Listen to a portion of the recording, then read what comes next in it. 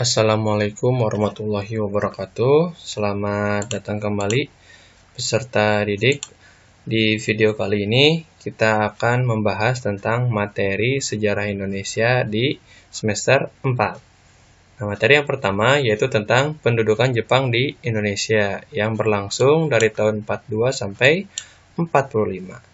Walaupun Jepang ini menjajah Indonesia hanya sekedar 3 tahun, tapi penderitaan yang dirasakan oleh rakyat Indonesia saat itu benar-benar bisa disandingkan dengan penjajahan yang dilakukan oleh Belanda yang dilakukan selama lebih dari 300 tahun.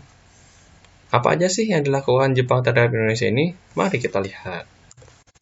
Kita lihat dulu tentang peta konsepnya. Nah, yang pertama, dari pendudukan Jepang ini, bahasa yang pertama yaitu tentang kedatangan Jepang ke Indonesia. Nah, nanti lihat kedatangan Jepang di Indonesia ini terutama dimulai dari Perang Dunia ke-2.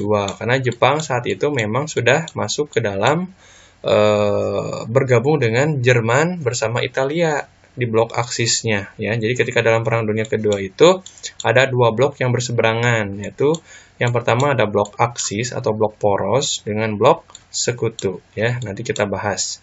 Kemudian yang kedua ada kebijakan Jepang di Indonesia di dalam bidang pemerintahan, politik, ekonomi, sosial budaya, pendidikan dan kebudayaan, serta pertahanan dan militer.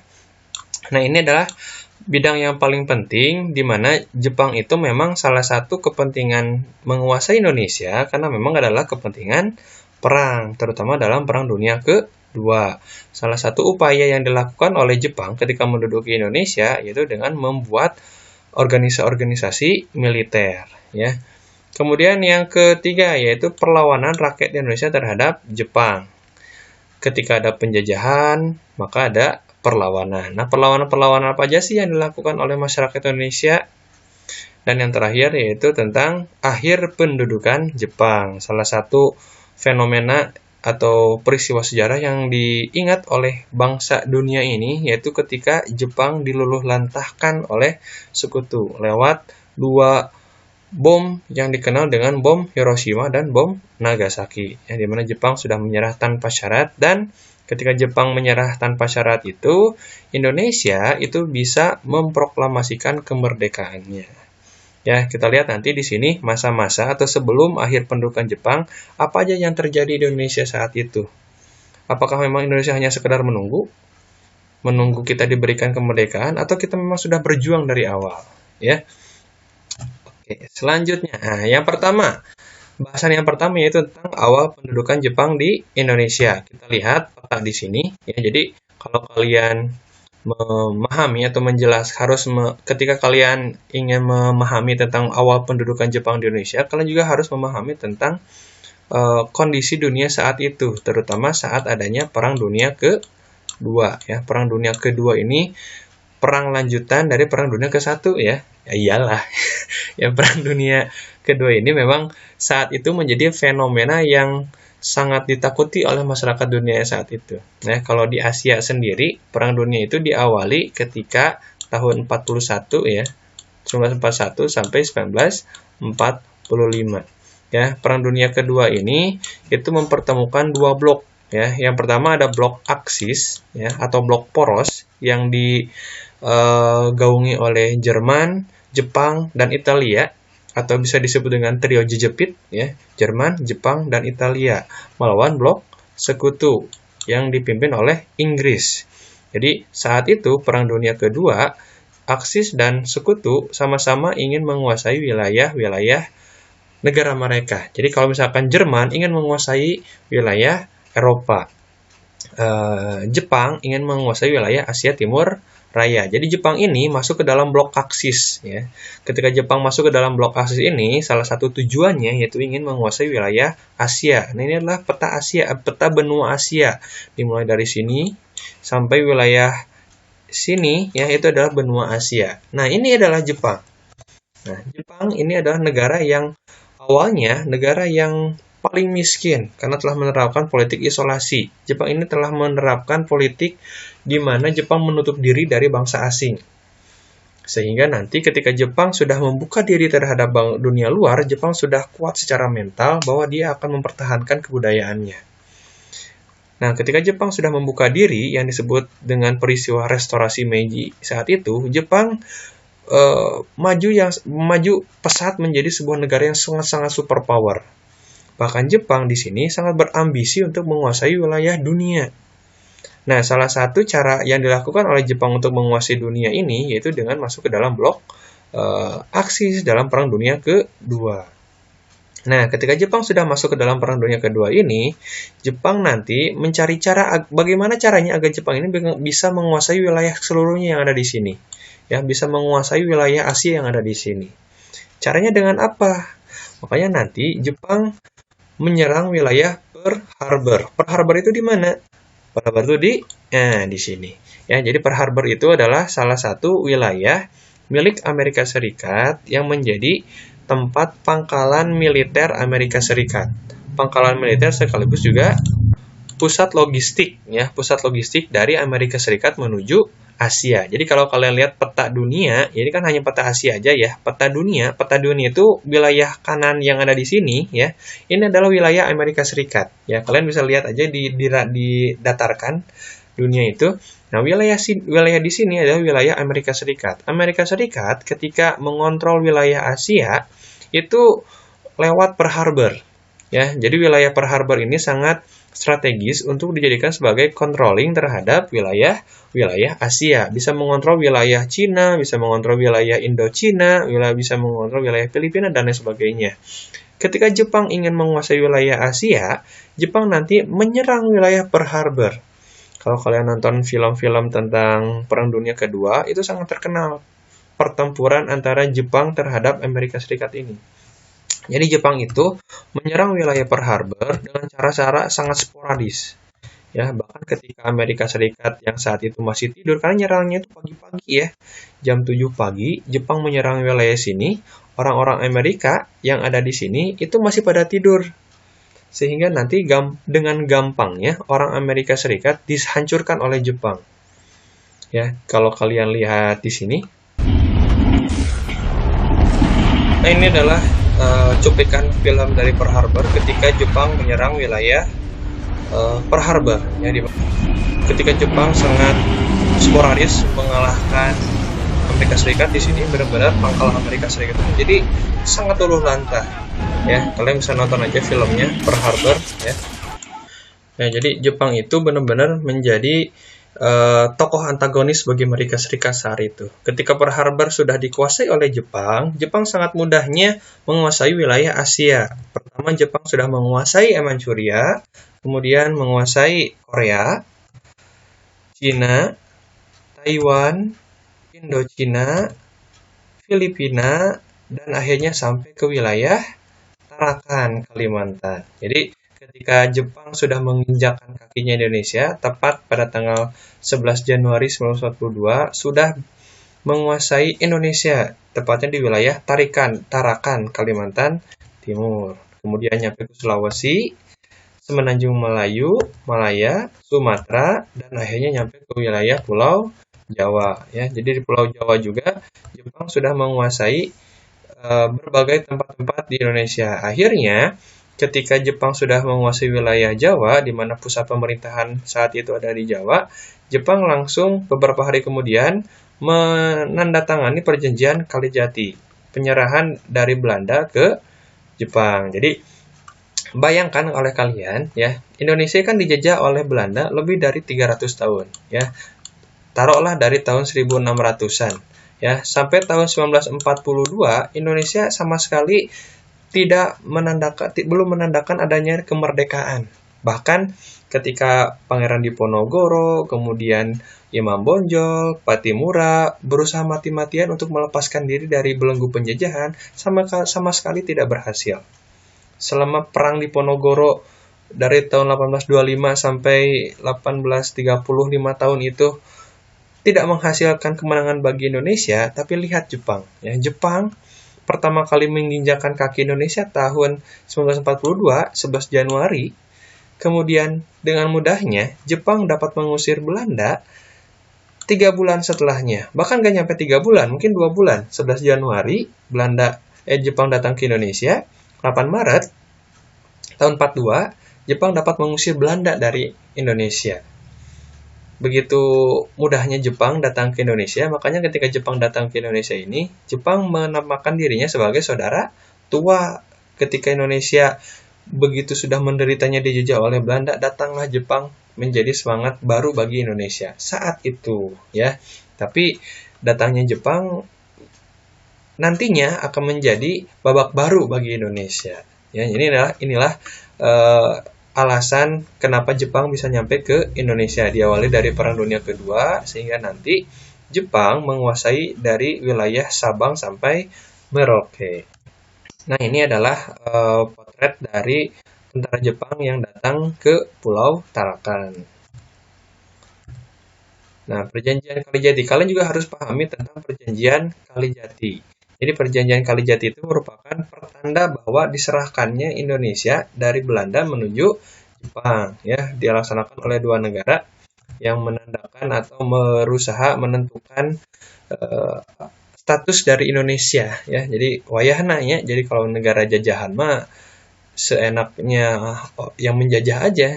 Jadi ketika perjanjian Kalijati ini menandakan bahwa yang awalnya saat itu Indonesia dikuasai oleh Belanda harus diserahkan kepada Jepang. Karena kan seperti yang kita lihat tadi di dalam peta, Jepang itu kan menguasai wilayah Asia seluruhnya, hampir seluruhnya. Karena ketika Jepang menguasai wilayah Asia, itu semuanya sudah langsung di bawah komando Jepang. Sama halnya ketika Malaysia dijajah oleh Jepang. Jepang juga nanti melaksanakan perjanjian dengan negara yang menjajah Malaysia, yaitu Inggris. Nah, ketika Jepang menjajah Indonesia, Jepang juga akan melaksanakan perjanjian dengan Belanda bahwa Belanda harus menyerahkan Indonesia ke Jepang. Nah, perwakilan dari Jepang itu nanti diwakili oleh Jenderal Hitoshi Imamura. Dia merupakan jenderal yang berkuasa di wilayah Asia Tenggara. Sedangkan dari wilayah Belanda diwakili oleh Jenderal Hein ter Kortin dan Mr. Tjarda, ya. Karena namanya kepanjangan, cukup panggil saja Mr. Tjarda.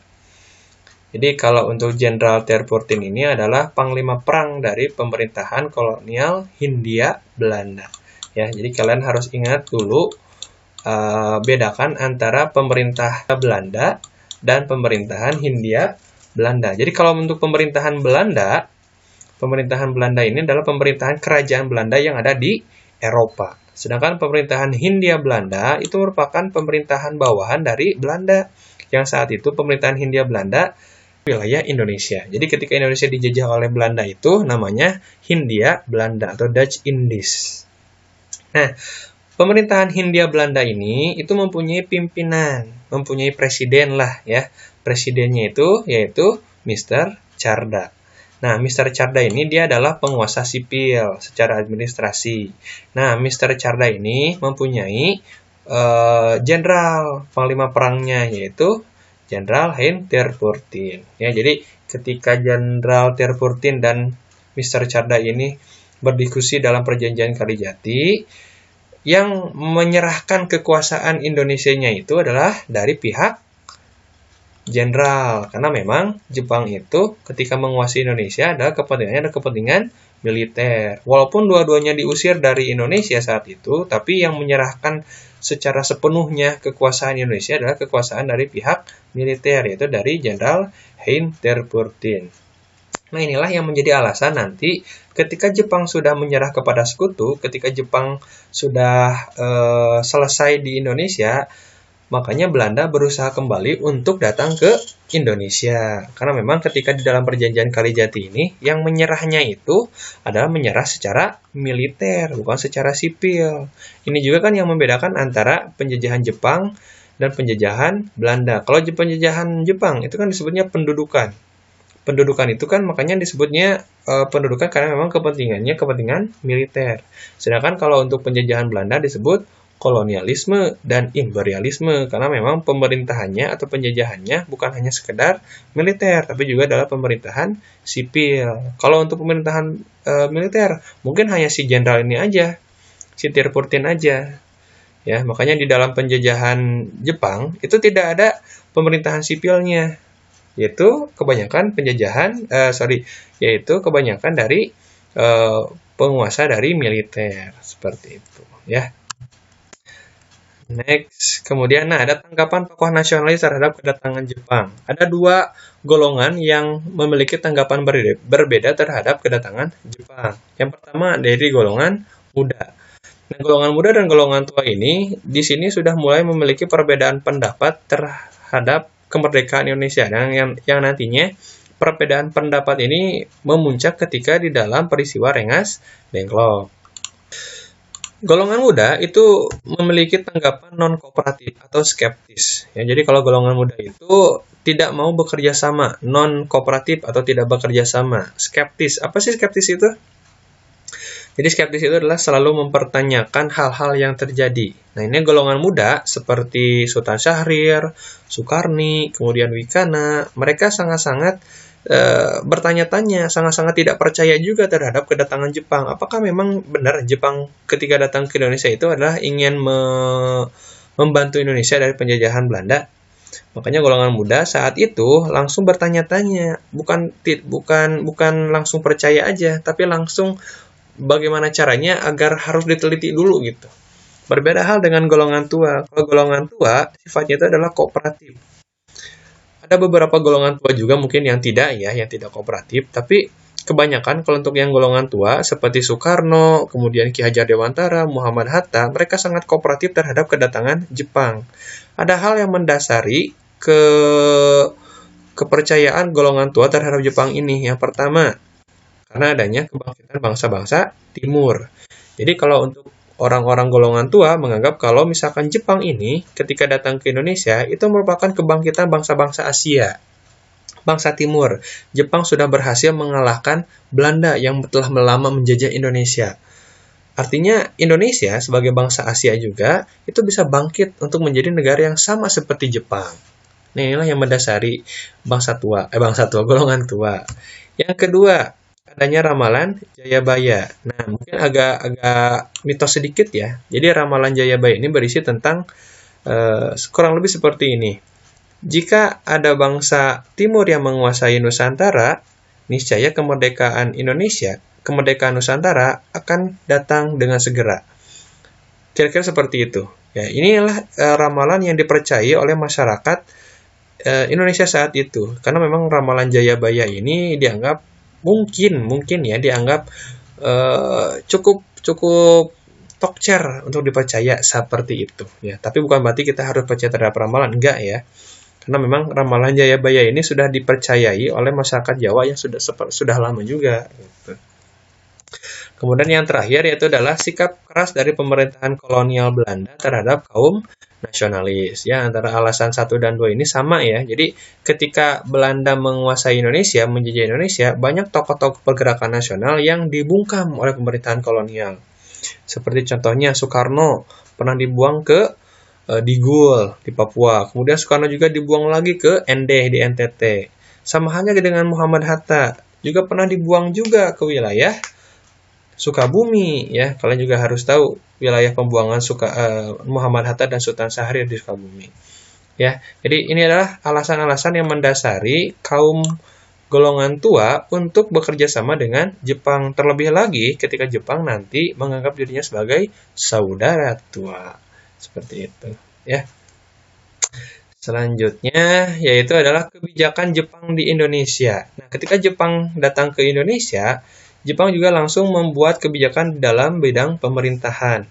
Sebagaimana halnya Jepang datang ke Indonesia karena adanya kepentingan militer, makanya Jepang nanti langsung membentuk pemerintahan militer yang terbagi ke dalam 3 angkatan. Yang pertama ada angkatan darat atau disebut dengan Rikugun. Nah, angkatan darat ini itu memerintah atas Pulau Jawa dan Madura. Ya, Jawa dan Madura ini memang sifatnya sentral ya, wilayah yang cukup sentral menjadi wilayah di Indonesia. Yang kedua ada Angkatan Darat ke-25. Nah, Angkatan Darat ke-25 ini memerintah atas wilayah Sumatera, tepatnya yang berpusat di wilayah Bukit Tinggi. Dan yang ketiga ada Angkatan Laut, ya, atau yang disebut dengan Kaigun. Ya, tepatnya kalau untuk yang Angkatan Laut ini berada di wilayah Indonesia Timur, seperti Kalimantan, Sulawesi, Nusa Tenggara, Maluku, dan Papua. Ya, tepatnya di wilayah Makassar atau Ujung Pandang, sama aja ya. Selanjutnya ada di bidang politik, kebijakan di bidang politik ya. Nah, di bidang politik ini terdapat 5 organisasi yang dibentuk oleh Jepang. Seperti hal yang tadi kita jelaskan juga, bahwa salah satu tujuan Jepang ke Indonesia itu memiliki kepentingan militer, makanya dengan adanya kebijakan di bidang politik ini, Jepang berusaha membuat agar masyarakat Indonesia percaya terhadap kedatangan Jepang untuk berperang di wilayah Asia Timur Raya. Nah, ketika Jepang berusaha untuk mendapatkan simpati masyarakat Indonesia, Jepang nanti membuat beberapa organisasi. Yang pertama adanya Gerakan 3A, atau yang disebut dengan Jepang Cahaya Asia, Jepang Pelindung Asia, dan Jepang Pemimpin Asia, yang diketuai oleh Mr. Syamsuddin. Siapakah Mr. Syamsuddin itu? Ya, kalau kalian tahu di wilayah Sukabumi, kota Sukabumi ada rumah sakit RH Samsudin. Ya, jadi Mr. Samsudin, ingat ya, Mr. Samsudin ini MR-nya itu bukan tuan, tapi Mr. in the Rechten, artinya sarjana hukum. Jadi memang salah satu putra daerah, bukan putra daerah juga, salah satu tokoh yang sangat sentral saat itu adalah Mr. Syamsuddin, yang dipercaya untuk membantu mempropagandakan kebijakan-kebijakan pemerintahan Jepang. Dan yang kedua ada Putra, ya, Putera atau Pusat Tenaga Rakyat. Nah, Pusat Tenaga Rakyat ini dipimpin oleh 4 serangkai, 4 orang yang memiliki kepercayaan tinggi terhadap Jepang. Yang pertama ada Soekarno, kemudian Muhammad Hatta, Ki Hajar Dewantara, dan Kiai Haji Mas Mansur. Nah, ini adalah 4 orang yang dipercaya oleh Jepang untuk mempropagandakan kebijakan Jepang juga, sama halnya dengan Gerakan 3A.